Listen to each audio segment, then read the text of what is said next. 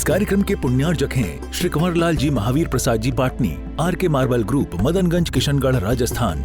कापुत रंग मनुष्य में वक्रता, कुटिलता और विपरीत दृष्टि उत्पन्न करता है। गुलाबी रंग मनुष्य में ऋजुता, विनम्रता और धर्म प्रेम उत्पन्न करता है। पीला रंग मनुष्य में शांति, क्रोध, मान, माया, लोभ की अल्पता व इंद्रिय विजय का भाव उत्पन्न करता है। सफ़ेद रंग मनुष्य में गहरी शांति और जितेंद्रियता का भाव उत्पन्न करता है।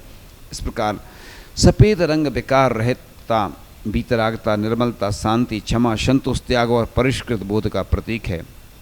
इस प्रकार सिर दर्द होता है तो मस्तक पर सिद्ध भगवान या सफ़ेद रंग का ध्यान करने से राहत मिलती है, क्योंकि सफ़ेद रंग सिद्धों का प्रतीक है। इसके ध्यान से तनाव मुक्ति, क्रोध समन और क्रूरता के भावों को मिटाने के लिए भी ललाट एवं हृदय में श्वेत रंग का ध्यान करना चाहिए।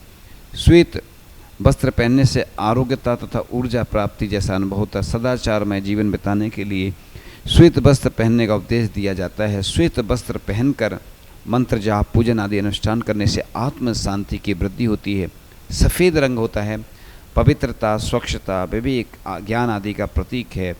इस प्रकार लाल रंग अनुरागता, भक्ति के प्रति आसक्तता तथा समर्पणता का प्रतीक है।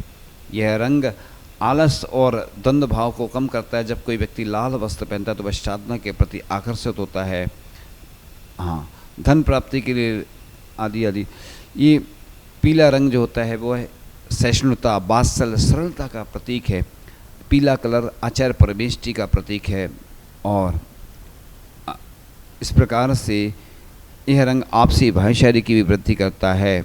और पीला रंग बौद्धिक विकास के चरम बिंदु को दर्शाता है। ज्ञान विज्ञान की सीमाओं को लांघता हुआ यह रंग भौतिकता को पीछे छोड़कर पारलौकिक जगत में व्यक्ति के कारण विचरण का प्रतीक बन जाता है। हरा या भूरा रंग उपाध्याय परमेष्टि का बताया है। नीला भी कहते हैं। यह रंग पूर्ण समर्पण, अनुशासन, देश की रक्षा करने के लिए, मर मिटने, मर आदि के लिए होता है। ऐसे रंग वस्त्र सैनिक का प्रतीक है। ऐसे रंग के बस सैनिक या पुलिस या फिर चौकीदार आदि पहनते, क्योंकि इन लोगों में देश की रक्षा या अपने स्वाभी की रक्षा के भाव रहते हैं। चर्म रोग को दूर करने के लिए हरा या भूरा रंग जो होता है ना, शरीर में रंग का ध्यान करना चाहिए। यह आँखों की दुर्बलता, सौहार्द बढ़ाने आदि के लिए यह रंग उपाध्याय परमेष्टि का ध्यान करना चाहिए। नीला या काला साधु का होता है। यह रंग क्रूरता, निर्दयता का प्रतीक है। साधना आराधना के साथ कहीं भी कभी भी गहरे नीले और काले वस्त्रों को पहनने की स्वीकृति नहीं दी है। ऐसे वस्त्रों के प्रयोग से परिणाम पर बुरा प्रभाव पड़ता है। इस प्रकार एक दृष्टांत आता है कि शिकागो शहर में स्वामी विवेकानंद एक विश्व धर्म सम्मेलन में पहुँचे। वे गेरुए वस्त्र में थे, बाकी सब लोग टाई सूट बूट एकदम अप टू डेट बनकर पहुँचे। जैसे ही लोगों ने उन्हें देखा तो लोगों ने उन्हें बहरूपिया समझा। कोई उनका मजाक उड़ा रहा था, कोई उन्हें चिढ़ा रहा था।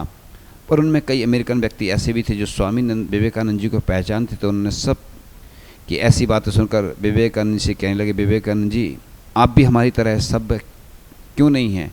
Pant shirt suit boot tie क्यों नहीं पहनते, जिससे देखने में एकदम अप टू डेट लगे? स्वामी विवेकानंद ने कहा, आपकी सभ्यता और भारतीयों की सभ्यता में बहुत अंतर है। हमारी सभ्यता में आत्मा की शुद्धि का पाठ पढ़ाया जाता है और आपकी सभ्यता में पश्चिमी सभ्यता का पाठ पढ़ाया जाता है। आपके यहाँ भोग को महत्व देते हैं, लेकिन भारतीय संस्कृति योग को महत्व देती है। आपके कल्चर को एक दर्जी तैयार करता है, हमारे कल्चर को एक गुरु तैयार करते हैं। तो उन्होंने जो जवाब दिया बड़े गौर से सुनने लायक हैं। अब हम मंदिर जाते हैं तो किस प्रकार से जाएं? तो मंदिर में जब भी जाएं फैशन रहित जाएं।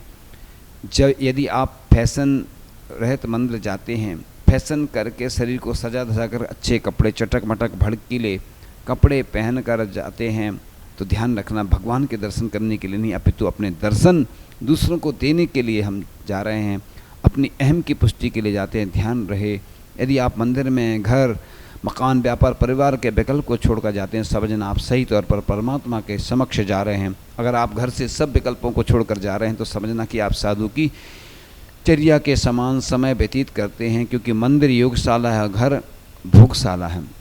इंसान की यात्रा घर से शुरू होती है और मरघट पर समाप्त होती है। मुनियों की यात्रा मंदिर से शुरू होती है और मोक्ष में जाकर के समाप्त होती है। और कहते हैं आदमी दुखी है व्यसन से और स्त्रियां दुखी हैं फैशन से।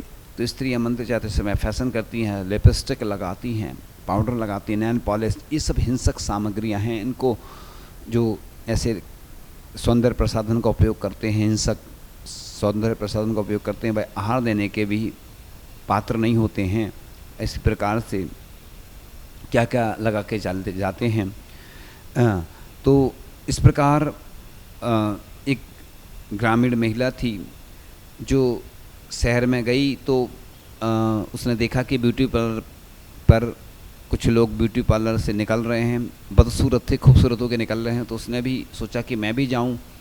गई और उसने ब्यूटी पार्लर वाले से बोला कि मुझे भी कुछ ऐसा दे दें जिससे मैं लगा सकूं, सुंदर बन सकूं। तो उन्होंने कुछ दे दिया, लिपस्टिक, पाउडर आदि। वो घर पर गई, पीली साड़ी पहनी और लिपस्टिक आदि लगा के इधर उधर पोत लिया। पूछा पति से मैं कैसी लग रही हूँ, तो उसकी पति ने कहा तुम ऐसी लग रही हो जैसे सरसों के खेत में भैंस घुसाई हो। लिपस्टिक इधर उधर लगा ली थी। तो ये तरीके होते हैं कि आप किस तरीके से अपने आप को आप कर सकते हैं। इस प्रकार और भी ऐसे उदाहरण हैं। तो आप मंदिर जब जाते हैं तो क्या करें? तो मंदिर जाने से पहले एक प्यास पैदा करें। मंदिर में जाने से पहले भावों को इतना निर्मल बनाओ कि वहाँ जाकर तुम्हें कुछ और ना दिखे, सिर्फ परमात्मा ही दिखें। ऐसा लगे कि परमात्मा और मुझे कोई दूरी ही ना हो, ऐसा आभास होने लगे कि मैं ही परमात्मा हूँ, परमात्मा और मुझे कोई भेद ना रहे। एक तीव्र प्यास अपने अंदर पैदा करो। बाहर में प्रार्थना मत करो, प्रार्थना को अंदर से जोड़ दो। इस प्रकार अपन पंक्तियाँ पढ़ते हैं, तुम बिन मैं व्याकुल भयो, जैसे जल बिन मीन, जन्म जरा मेरी हरो, करो मुँह स्वादी। तो इस प्रकार एक सूरदास का उदाहरण आता है। गाँव से दूसरे गांव की ओर जा रहे थे, अचानक उनका एक पाँव फिसला और एक गड्ढे में जा गिर पड़े। बाहर निकलने की कोशिश की, लेकिन गड्ढा काफ़ी गहरा था, काफ़ी आवाज़ें लगाई निकालने के लिए, लेकिन कोई निकालने वाला नहीं आया। निर्जन स्थान में उधर कौन आए? सूरदास ने निकलने के लिए काफ़ी आवाज़ें लगाई, लेकिन कोई नहीं आया। अंत में कृष्ण कन्हैया को पुकारने लगे, भगवान तुम आओ और मुझे इस गड्ढे से बाहर निकालो। एक तारा फिर बजने लगा, गीत के लिए ओंठ फिर से फड़कने लगे। अचानक एक 8-10 वर्ष का बच्चा आया और उसने कहा, सूरदास तुम गड्ढे में गिर गए हो, आओ मेरा हाथ पकड़ो, मैं तुम्हें गड्ढे से बाहर निकालता हूँ। उस लड़के ने अपना हाथ सूरदास को दिया। सूरदास ने लड़के का हाथ पकड़ा और लड़के ने एक झटके में सूरदास को गड्ढे से बाहर निकाल दिया। सूरदास बाहर आ गए, लेकिन लड़के का हाथ छोड़ने को तैयार नहीं हुए। सूरदास ने लड़के का हाथ छोड़ना मंजूर नहीं किया। लड़के ने कहा, सूरदास मैंने तुम्हें गड्ढे से बाहर निकाल दिया है, अब तो तुम मुझे छोड़ दो। सूरदास ने कहा, नहीं, मैं तुम्हारा हाथ नहीं छोड़ सकता हूँ, क्योंकि कितने जन्मों से याद करते करते आज एक बार कृष्ण कन्हैया का हाथ मेरे हाथ में लगा है, मैं उस हाथ को भला कैसे छोड़ दूँ। लड़के ने कहा, सूरदास तुम पागल हो गए हो क्या? अरे मैं तो इधर से गुजर रहा था, मैंने देखा तुम गड्ढे में गिर गए हो और मैंने तुम्हें गड्ढे से बाहर निकाल दिया। एक तो मैंने तुम्हारा भला किया और तुम हाथ छोड़ने को तैयार नहीं हो। सूरदास ने कहा, अब ये हाथ नहीं छूट सकता। पता नहीं मैंने कितनी मनौतियाँ मांगी थी, कितनी प्रार्थनाएं की थी, कितने एक तारे बजाए थे, तब कहीं जाकर आज मेरे हाथ में कृष्ण कन्हैया का हाथ आया है और मैं इस हाथ को छोड़ दूंगा, ये हाथ नहीं छूट सकता है। बालक बच्चे ने कहा, सूरदास मैंने भूल की, एक तो मैंने तुम्हें गड्ढे से बाहर निकाला और तुम मेरा हाथ नहीं छोड़ रहे हो। लड़के ने एक झटका लगाया, सूरदास के हाथ से अपना हाथ छुड़ाया और वहाँ से भाग गया। सूरदास की आंखों से पानी निकला और उनके ओंठों से कुछ शब्द निकले, हाथ छुड़ाए जात हो, निर्बल जान कर मोए, हृदय से जब जाओगे सबल में जानूँ तोए। सूरदास के ओंठ फड़कने लगे और कहा कि कृष्ण कन्हैया मैं देख नहीं पाता हूँ, अंधा हूँ, तो मेरा हाथ छुड़ाकर तो भाग गए, लेकिन मेरे हृदय से निकलकर भाग जाए तो मैं जानूँ तुम में से कोई शक्ति है।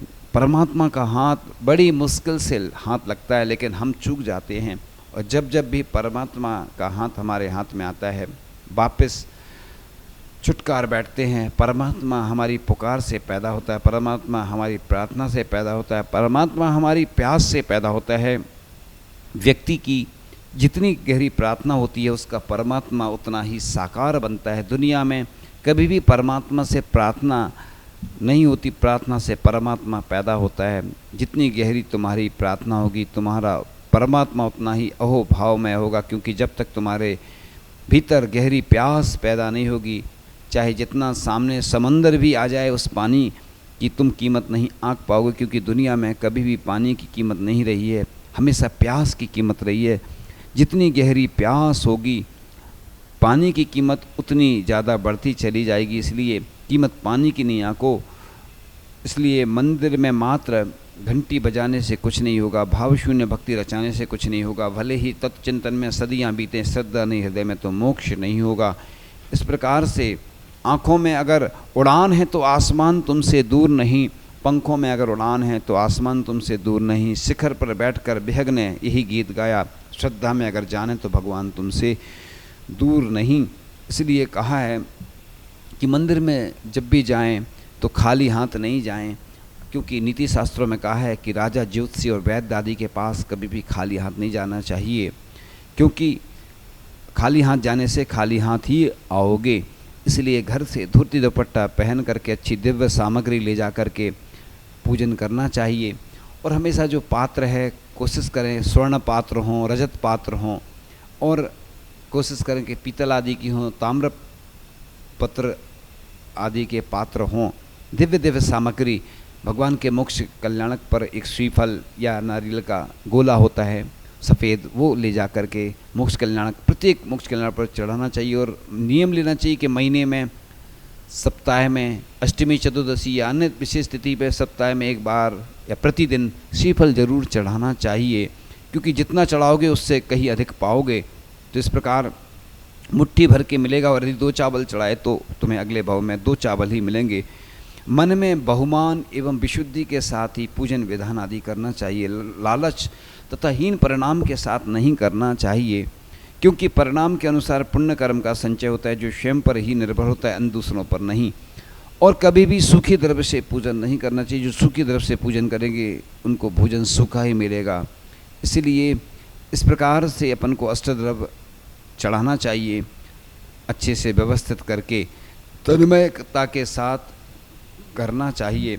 और जब भी मंदिर जाते हैं तो प्रयास करें कि चरण पादुका आदि पहनकर नहीं जाना चाहिए, और कोशिश करें कि मंदिर के सामने चरण पादुका नहीं उतारें। रंगोली जरूर डालना चाहिए प्रत्येक मंदिर में। तो पृथ्वी अतः ऊर्जा का भंडार है, पृथ्वी कभी कभी ऊर्जा छोड़ती रहती है, इसलिए वही ऊर्जा जब भयंकर स्रोत होकर एक साथ छोड़ती है, और जब वह मानव जाति पर कुपित होती है तो भूकंप आदि आते हैं। तो नंगे पैर चलना बहुत लाभदायक होता है। साधुओं को आपने देखा होगा कि वह नंगे पैर चलते हैं। एक्यूप्रेशर होता है, जो आपको अन्य माध्यम से एक्यूप्रेशर किया जाता है, वह यहाँ पर होता है।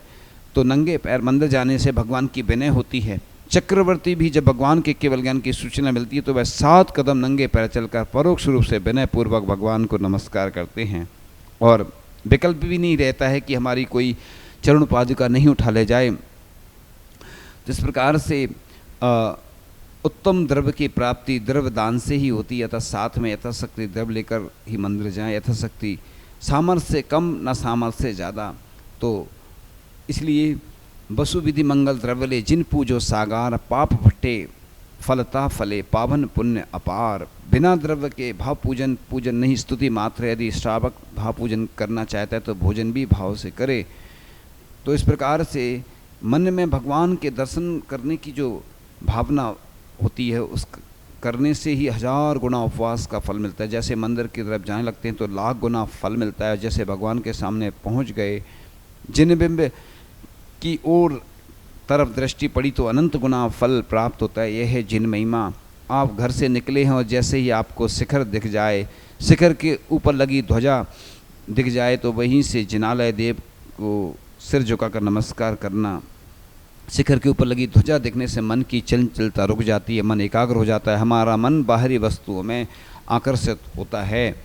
इसलिए आपने देखा होगा कि मंदिर में शिखर क्यों बना जाते हैं, क्योंकि ये जो गोल गुंबज सिर्फ मंदिरों पर होती, चाहे कोई भी संप्रदाय का मंदिर हो, तो इस प्रकार से मंदिर में जाकर भक्त अपने परमात्मा को याद करता है, भक्ति करता है, मंत्रों का सुमरण करता है। और जिन मंत्रों का सुमरण करता है वे मंत्र जाकर शिखर से टकराते हैं, और उन मंत्रों की शब्द वर्गणा टकरा कर वापस भक्त के ऊपर बरसती हैं, जिनके माध्यम से उसके जीवन में बड़ा परिवर्तन आता है। जैसे सर्प के बिल को देखकर सर्प की याद आती है, उसी प्रकार शिखर को देखकर परमात्मा की याद आती है, परमात्मा का मंदिर है। जब भी मंदिर में प्रवेश करें तो निश्चय, जब वापस आते तो अස්සही, क्योंकि देव आदि व्यंतर आदि देव होते हैं और अपन नहीं बोलते हैं तो वो कई बार रुष्ट हो जाते हैं। जैसे किसी के घर में जाते हैं तो घंटी बजाते हैं, इसी प्रकार से जैसे यदि कोई व्यक्ति मंदिर जाता है, बाहर जाने पर मुख से सहज ही निश्चय निकलता है। इस प्रकार अपन को ज़रूर करना चाहिए। जो शिखर होता है वह एंटीना के डिस्क जैसा है, जैसे डिस्क एंटीना हजारों किलोमीटर दूर हो रहे प्रदर्शन को खींच कर टीवी में, वैसा का वैसा शिखर भी आक्रोश में प्रभावित हो रही तरंगों को, शक्तियों को, विशुद्ध परमाणुओं ऊर्जाओं को खींचता है, ग्रहण करता है और आए हुए भक्तों के ऊपर उनको बरसाता है। इसीलिए वह भक्त जब भी मंदिर से बाहर निकलता है तो वो ऊर्जावान होकर के निकलता है। शिखर के ऊपर सोने का कलश होता है, सोने में ऊर्जा ग्रहण करने की अद्भुत शक्ति होती है। इसलिए जिस मंदिर के शिखर पर सोने का कलश है उस मंदिर उतनी ही शांति, अतिशय और विशुद्ध भावों का समागम होता है।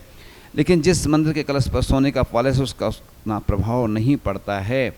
तो इसलिए मंदिर परमात्मा की प्रार्थना करने का पवित्र घर है। वहाँ की शांति, स्वच्छता और सौम्यता हृदय को अनायास सुकून देती है। मंदिर में जाकर व्यक्ति आत्म शांति पाता है। दुनिया में कोई स्थान ऐसा है भी तो नहीं जहाँ जाकर वह आत्म शांति का अनुभव कर सके। मंदिर ना होते तो व्यक्ति किसके दरबार में जाकर अपने दुखड़े सुनाता। मंदिर में परमात्मा से ही दुखड़े सुनाता है। दुनिया में वही तो एक जगह है जहाँ जाकर व्यक्ति वह सब कुछ पा लेता है जो कहीं दुनिया में नहीं मिलता। मंदिर हमारी प्रयोगशाला है जहाँ परमात्मा बनने का पाठ पढ़ाया जाता है। मंदिर में जाकर भक्त आत्मचेता बनता है। परमात्मा से परमात्मा का साक्षात्कार करने का एक ही स्थान है मंदिर। तो इस प्रकार से बाथरूम में तन की सफाई होती है और मंदिर में मन की सफाई होती है। जैन मंदिर शांति और भव्यता के प्रतीक होते हैं। उसमें मनुष्य का मन पवित्र होता है, निरंकार मूर्ति होती है। इस प्रकार मंदिर पॉजिटिव ऊर्जा केंद्रों पर बनाए जाते हैं। नंगे पांव जब होता है तो शरीर अर्थ हो जाता है। जब हाथ जोड़ता है शरीर का ऊर्जा चक्र चलने लगता है। मूर्ति के आगे सिर झुकाता है तो मूर्ति से परिवर्तित होने वाली पृथ्वी व आकाशीय तरंगें मस्तक पड़ती हैं। इस प्रकार से हम ये धार्मिक क्रियाएं करके अपना पुण्य बढ़ा सकते हैं। परम पूज्य आचार्य गुरु शेष विद्यासागर जी महामंडराज की जय। परम पूज्य आचार्य समय सागर जी महामंडराज की जय। इस कार्यक्रम के पुण्यार्जक हैं श्री कंवरलाल जी महावीर प्रसाद जी पाटनी, आर के मार्बल ग्रुप, मदनगंज, किशनगढ़, राजस्थान।